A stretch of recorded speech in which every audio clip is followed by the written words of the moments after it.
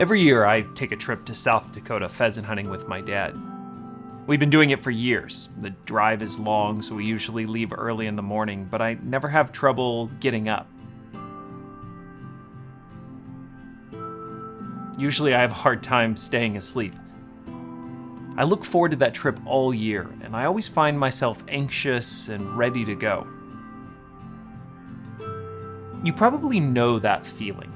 That mix of excitement and anxious nerves, a big trip, a big game, a big meeting. It's a strange mix of expectation and uncertainty.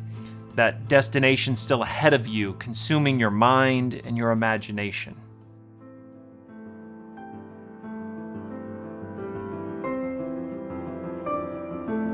Can you imagine what Israel must have felt as they picked up their belongings, strapped the loads down to their carts and backs, and took their first steps down that road, headed east? The sun still rising ahead of them, the anticipation of that new land and a new life just out there on the horizon.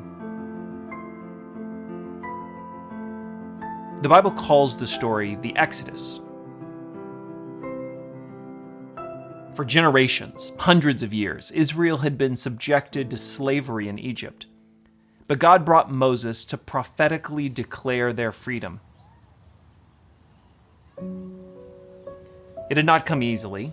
God put on display the power of his authority. He brought Egypt and its Pharaoh to their knees, and finally they submitted to God's command, "Let my people go."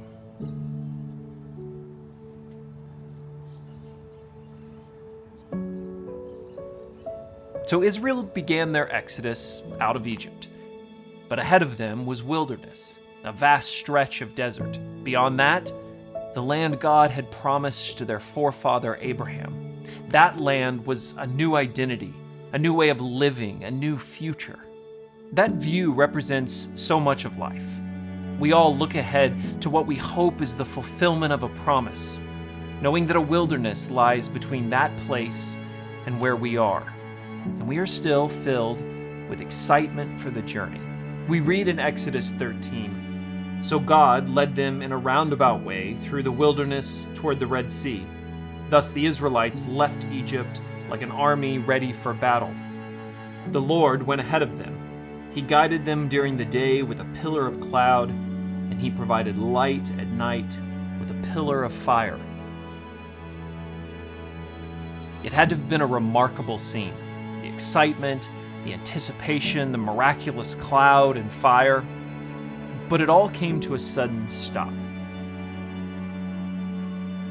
Just as Israel reached the edge of the Red Sea, the sounds of Egyptian chariots began to build behind them.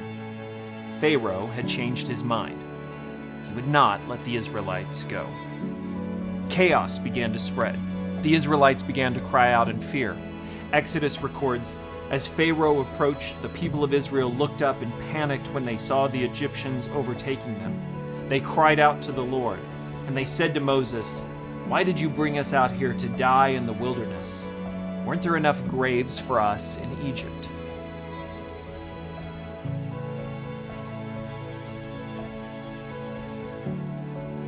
Pressed between the advancing Egyptian army and the edge of the sea, they were trapped and terrified.